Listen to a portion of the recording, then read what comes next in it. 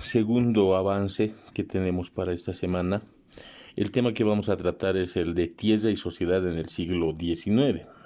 Las puedes ver a lo largo de todas las páginas de la 26 a la 41. ¿Cuál es el problema central en estas páginas? Primero, que una vez habiéndose logrado la independencia, el nuevo Estado boliviano, que está conformado por territorio, población y gobierno, entra en conflicto con el tema de territorio. Sobre todo porque en este momento se están dando conflictos entre los dueños originales de la tierra o aquellos que son los nuevos administradores de esta tierra. Por lo tanto, ¿quién tiene primacía, superioridad sobre este territorio? Y ojo que territorio no solamente se refiere al lugar donde se habita, sino que el territorio conlleva la relación que tengo con esa porción de tierra. Y esa relación tiene una connotación mucho más trascendental que solamente pisar la tierra. Por lo tanto, el territorio es un tema de conflicto. Y por el otro lado, la población, que está configurada por ciudadanos e indígenas confrontados, tiene que ser administrada de buena manera por el gobierno. Pero el gobierno, ¿de qué lado está? ¿De los indígenas o de los ciudadanos? Entendiendo toda la explicación que hicimos la anterior vez. Por lo tanto, si el gobierno administra el Estado y la población, y una parte de la población es indígena, ¿quién tiene las tierras en realidad? Ya que los indígenas tenían las tierras antes de la colonia, o son los dueños comunitarios de estas tierras. ¿Quién tiene prioridad sobre la tierra? ¿Estado o indígenas? Esta es la discusión desde el inicio en 1825 hasta 1874, cuando Tomás Frías da el decreto de la exvinculación, que lo explicaré más adelante. Leamos por el momento el recuadro Territorio en Bolivia de la página 27.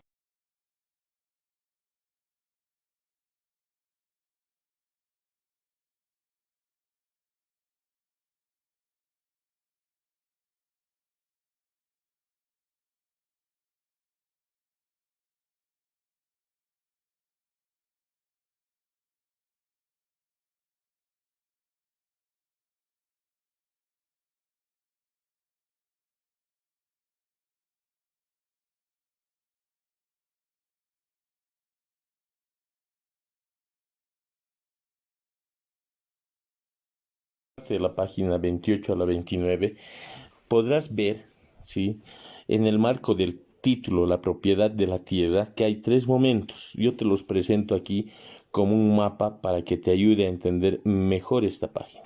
Primero, antes de la República, en la parte occidental del país, quiere decir los valles y el altiplano, las comunidades indígenas eran las propietarias de la tierra. Por lo tanto, al ser comunidad, todas las tierras, todo el territorio en el cual habitaban estaba a disposición y para servir a la misma comunidad. No había una propiedad colectiva, es decir, todos eran dueños. Y si todos son dueños, entenderás que todos eran responsables por mantener adecuadamente el territorio, por cuidarlo, por dejarlo oxigenar, por dejarlo descansar para mejores cosechas, etcétera. Justamente con esa intención es que cada comunidad tiene una propia administración, un propio sistema político con autoridades originarias elegidas bajo sus propias leyes, bajo sus propios términos. Por el otro lado, en el oriente, en las tierras bajas, se mantiene también la propiedad colectiva. La colectividad es dueña de la tierra. El río es de todos. Lo que se puede pescar en el río es para todos. Los árboles son de todos y los frutos que den los árboles son también para todos. Sin embargo, no hay un propio sistema administrativo como en el occidente, pero sí hay un sistema misional que habla justamente de que la tierra es para todos. Es una propiedad comunitaria, es un bien común. A partir de la República, 1825 adelante, empieza el sistema de haciendas y aparece la propiedad privada, sobre todo en manos de los ciudadanos. La tierra se ha convertido en un patrimonio, es decir, es un bien que puede ser inclusive comerciable, vendible o comprable. Además aparecen los títulos de propiedad. Ya hay dueños específicos de varios sectores territoriales. Y en este sentido, con esta posibilidad de compra y venta, aparecen también los hacendados que establecen una nueva división social, el patrón y la servidumbre. Y ahí en el libro puedes ver los yanaconas, que son la servidumbre como tal, los esclavos, que eran como también un bien negociable para el patrón, y los arrenderos, los que arrendaban o alquilaban pedazos de tierra para una producción, ganar un sustento y al mismo tiempo de ese sustento compartir una parte de la ganancia con el patrón dueño de la tierra. En el oriente, la tierra sigue siendo un bien común. Si entendemos bien común, quiere decir que es de todos, por lo tanto todos son dueños, pero al mismo tiempo todos son responsables. No hay un dueño en particular, prácticamente las tierras orientales no tienen dueños, pero como no había mucha población en tierras bajas, todo lo que se conocía como tierra baja o como población habitada era los límites de la ciudad de Santa Cruz. Ya, el resto del territorio extenso pertenecía al Estado boliviano, no pertenecía a otro país, pertenecía al Estado boliviano. El tercer momento, la tercera figura que presenta esta página es finales del siglo XIX. El sistema de haciendas crece tanto en número como en tamaño, especialmente en la parte occidental del país. ¿Por qué? Porque las ciudades que estaban más habitadas tenían mejores vías de comunicación. Al mismo tiempo, las ciudades tenían mucho nexo con el campo. Y el campo era como un sistema de producción bastante fácil de hacerlo, visto que tenía caminos, carreteros para poder llegar del campo a la ciudad. El Estado como Estado toma partido por los ciudadanos, es decir, aquellos criollos, descendientes de españoles o mestizos, pero tiene la intención de que las tierras sean productivas, por eso las vende a los que puedan comprarlas, sobre todo para que esas tierras no estén en descanso total, sino que sean productivas de alguna manera.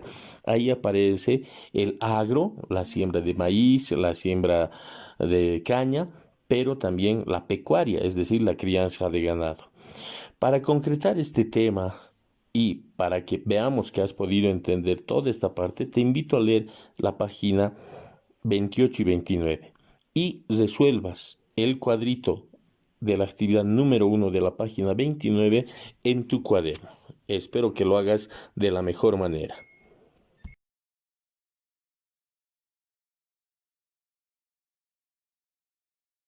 Tercera parte de nuestra unidad.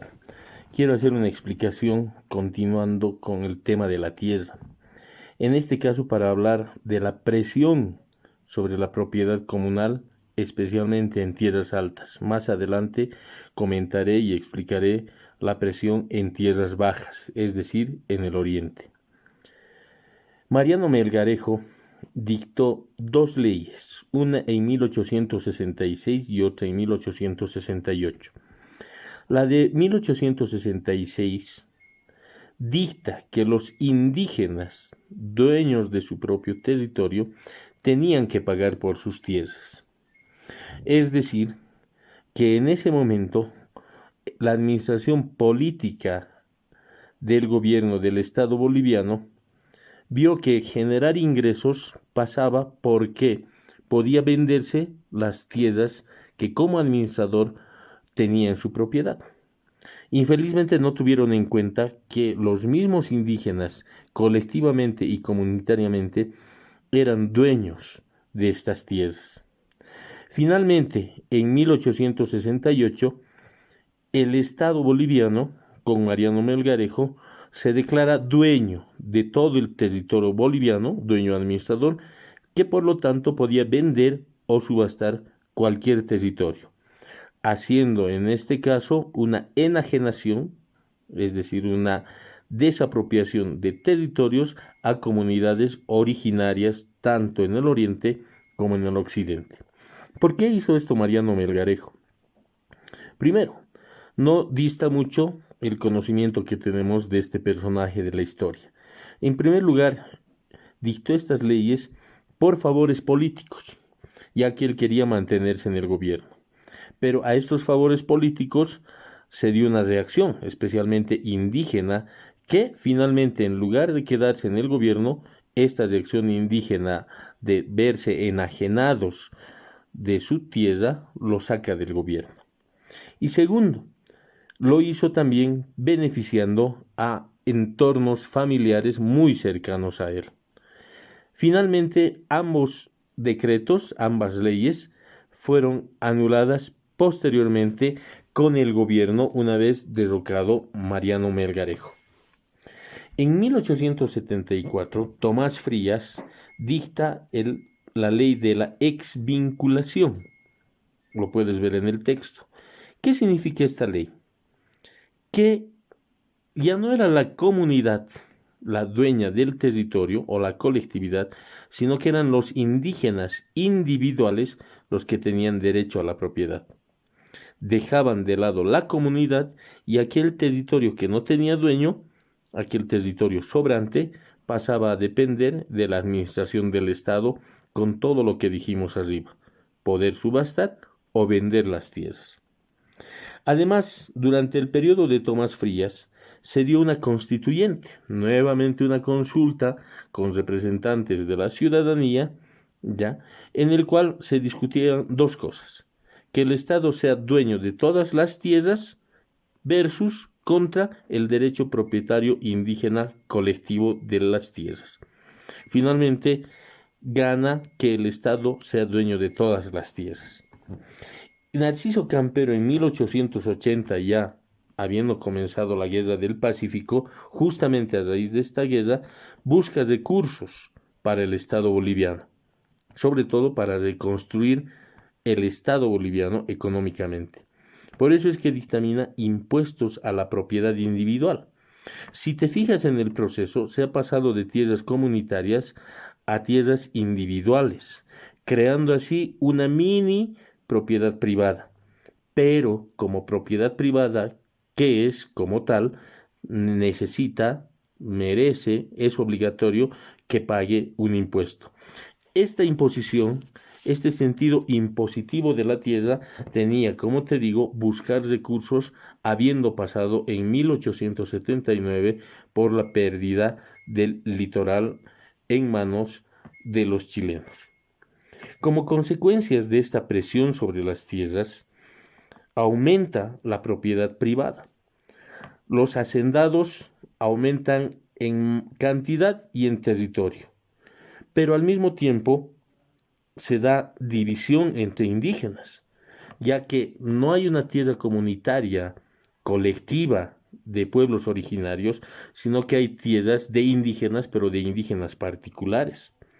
Esto genera peleas por territorios, tanto entre pueblos como entre personas.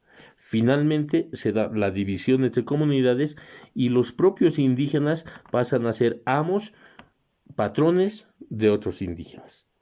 Para afianzar nuestra lección, te pido que realicemos la actividad número 3 de la página 31 del texto, donde te pido concretamente que hagas una línea del tiempo y desde la lectura que tengas del libro, de todas estas páginas que estamos tratando, veas cuál ha sido el proceso de avance o retroceso en cuanto a la propiedad de las tierras habiendo nacido nuestra República de Bolivia.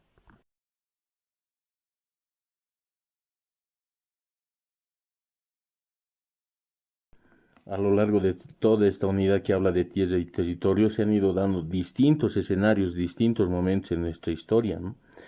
Como puedes ver en la anterior diapositiva en la cual se habla de las tierras altas, el occidente, especialmente el altiplano, y todo lo que ha sucedido con Mariano Melgarejo, Tomás Frías, Narciso Campero. Por eso la tarea es que tengas presente el hilo conductor de esta historia. Ahora, en cuanto a las tierras bajas, porque estas no podemos dejar de lado, también tienen su propia historia. ¿Qué es lo que pasa con las tierras bajas? Y para que las veas, las puedas repasar, están en la página 32 a la 35. Yo te presento un resumen esquemático ahora.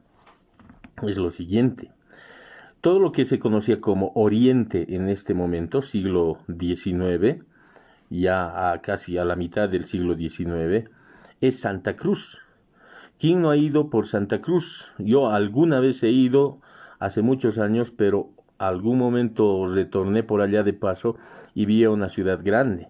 La primera vez que fui a Santa Cruz era prácticamente una ciudad pequeña, casi un pueblo pequeño, con calles de arena, casas blancas, tejado, la mayor parte sostenido por troncos de madera, etcétera. Hoy vemos edificios realmente impresionantes y un comercio que prácticamente mantiene, digamos, al país. Además, es la frontera con otra potencia latinoamericana como es Brasil.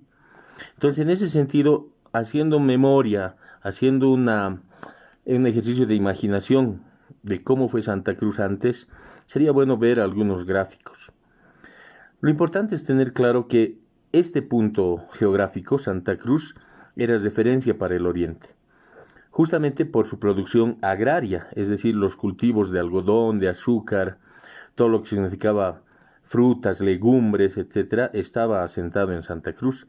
Y por el otro lado, con más insistencia, el tema pecuario, ¿no? Pecuaria se refiere a la crianza de ganado, pero en este caso el ganado vacuno, que era pues el principal alimento sobre todo en el occidente, especialmente en las minas.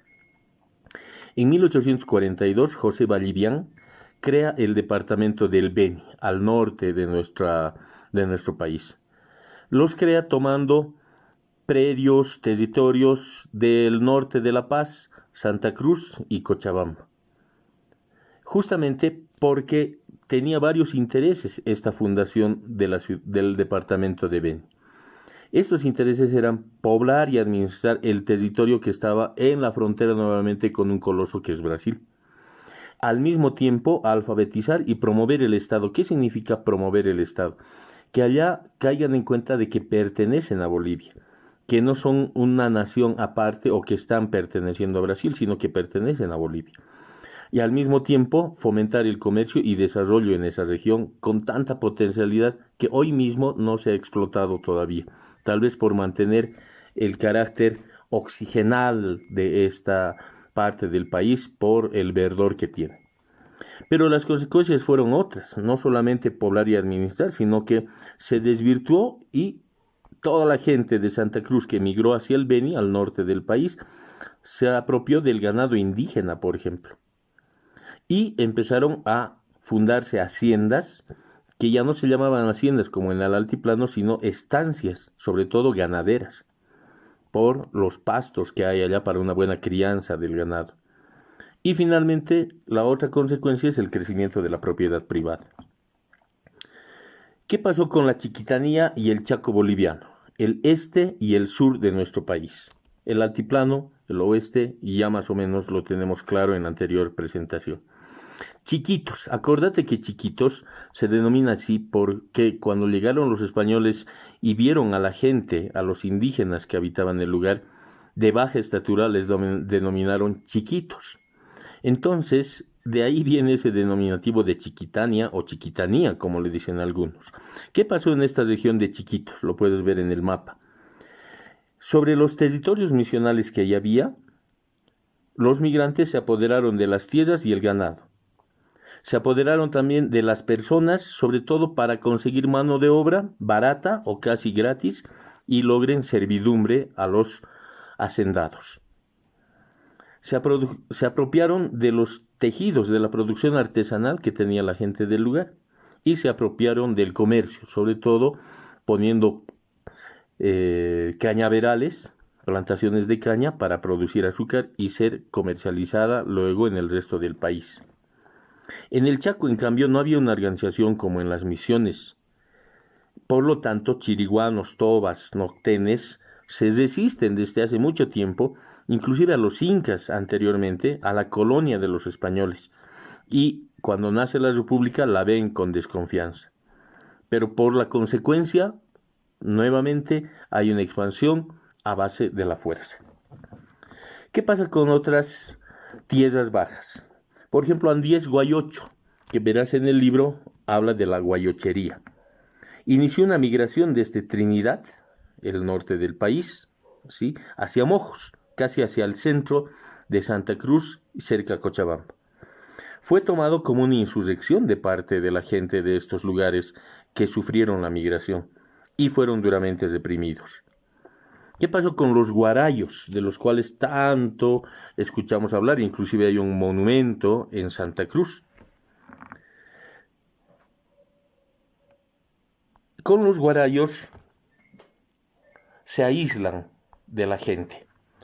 Quieren que su cultura perviva, no quieren que la migración de Santa Cruz interfiera en su desarrollo cultural.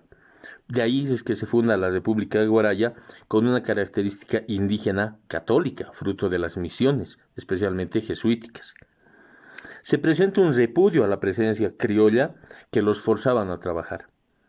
Ahí empieza la nación Guaraya. ¿Qué pasa en el caso de los chiriguanos, al sur del país? Hay un nombre que es realmente un héroe para el pueblo chiriguano, que es Apiaguaki Tumpa. Lo puedes ver en uno de los billetes que circulan actualmente de reciente impresión. Era el que encabezaba toda la rebelión de los chiriguanos contra los criollos. Los criollos, acordate, son el resultado de españoles e indígenas. Es decir, ¿qué son al final? ¿Españoles o indígenas? Esta masacre se realizó en Coruyuqui, un lugar cerca al Chaco.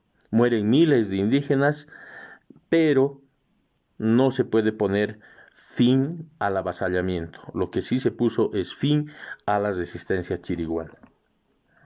En este sentido te pido que veas en tu cuaderno la actividad número 3 de esta página, de la 35. Veas la actividad número 3 y responde a estas preguntas que están planteadas en la actividad número 3.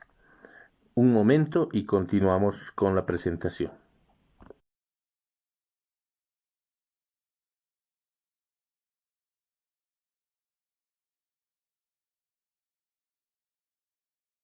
En cuanto a la sociedad del siglo XIX y una apreciación general de esta sociedad, fíjate el anterior tutorial, especialmente el inicio, donde Pentland, D'Alens nos describen una pirámide social. Aquí la tienes al extremo izquierdo de la presentación. En ese momento la pirámide social habla de una clase alta, media y baja, una pirámide como tal, donde en la clase alta están los españoles, en la media los criollos, con el concepto que ya tenemos de criollos, y en la baja los indígenas, sobre todo indígenas pobres. Y finalmente los marginados, en el parámetro en el cual podemos ubicar a los esclavos. De ellos, ya te acordarás, Simón Bolívar dijo algo a favor de ellos y finalmente Isidoro Belzu abolió esta esclavitud. Al medio tienes una pirámide del siglo XIX, antes de la primera mitad. En ella podrás ver que en la clase alta ha habido un movimiento social. Los que estaban en la clase media, los criollos, ¿sí?, pueden también ser de la clase media y no precisamente de la clase alta. ¿Por qué? Porque habrá algunos criollos que son pobres, porque no tienen tierra. En cambio, verás que hay algunos indígenas ricos que se han movido en la escala social, justamente porque tienen una buena cantidad de territorio de manera individual, ya no en comunidad. Y asimismo, algunos que estaban marginados han logrado algún progreso económico, sobre todo por el esfuerzo de trabajo que han hecho. Fíjate que no solamente el comercio se basa en cambiar monedas por un producto o en hacer trueque de productos, sino que yo puedo comprar algo y pagar con mi fuerza de trabajo. Por lo tanto, a mediados del siglo XIX ya empieza un cierto movimiento en la escala social. Ya no son solo los españoles los de clase alta, sino será todo aquel que tiene mejores posibilidades económicas o mejor formación. Y en ese sentido, muchos indígenas lograron aprender a leer y escribir y hacer propuestas desde su propia cultura para una mejor administración, inclusive política del Estado. Hacia esta derecha verás que hay una parte de la sociedad, un complemento de la sociedad que destaca, aunque no se note mucho, es el papel de las mujeres. Gracias a las mujeres se dieron cambios importantes en todos los ámbitos. Y no importaba la clase social, la alta, la media o la baja, estuvieron influenciadas por mujeres. Aquí abajo verás que las mujeres en el siglo XIX, para proponerte un resumen, eran consideradas poco o nada importantes en la sociedad. Es decir, prácticamente estarían en la clase baja de la sociedad, inclusive por ser consideradas menores de edad, es decir, sin criterio. Al no tener criterio, eran imposibilitadas de dar una opinión. Imagínate en política, no podían participar, ni siquiera podían votar al principio de nuestra nación. Y no se toleraba, como al varón, el comportamiento que ellas tenían. Si alguien estaba encontrada con un mal comportamiento, se la juzgaba duramente. En cambio, a los varones se les toleraba cualquier comportamiento. Totalmente injusto. Y su rol se encasillaba solamente a ser madre y ama de casa. Fíjate las mujeres en el siglo XX, con el rol que tienen, la flexibilidad y el carisma femenino que tienen, se adaptan fácilmente y favorecen una integración comercial importante. ¿Cuántas mujeres no vemos en las calles hoy por hoy que son las que llevan el sustento día a día a la casa y no tienen ningún reparo en sentarse en una acera o vender algún producto para llevar el sustento a la casa? Y esto no solamente es en La Paz, te lo puedo decir que he visto en Cochabamba, en Santa Cruz y en otros países la preponderancia de la mujer en este ámbito comercial. Además, en nuestro país, al final del siglo XX, destacan por su presencia en los conflictos bélicos. Ahí está Juana Zurduy, por ejemplo, y también las heroínas de la Coronilla, que a falta de la presencia de varones en los ejércitos o en momentos de defender el territorio, la independencia que se había conseguido duramente, ellas son los que salen en primera línea para defender la naciente República de Bolivia y su consolidación poco a poco. Es la mujer a partir de finales del siglo XIX la imagen de la fortaleza y capacidad de cumplir varios roles. Va de empresaria a madre, a esposa, a amiga, a hermana, a ciudadana, a guerrillera, a parlamentaria, en fin. Y encima tiene que dedicarle tiempo a la familia. Por lo tanto, te darás cuenta que en esta sociedad del siglo XIX ha dado grandes cambios. Se ha dado una escala social móvil, sobre todo por el término de riqueza. El que era más rico ya no importaba de qué raza era, o el que era más preparado ya no importaba si era criollo o indígena, el que sabía leer y escribir y tenía propuestas, sube en la escala social. Y en el caso de las mujeres, inclusive hay mujeres que se dieron la tarea de capacitar a otras mujeres para lograr todas un mismo nivel, una misma competencia, una misma calidad de aporte a nuestra sociedad. Yo te dejo por ahora con esta presentación, no quiero cargarte de tareas, sino sobre todo que leas el libro. De paso, solamente para que te informes un poquito más, te voy a proponer un video que viene a continuación para que consolidemos este aprendizaje.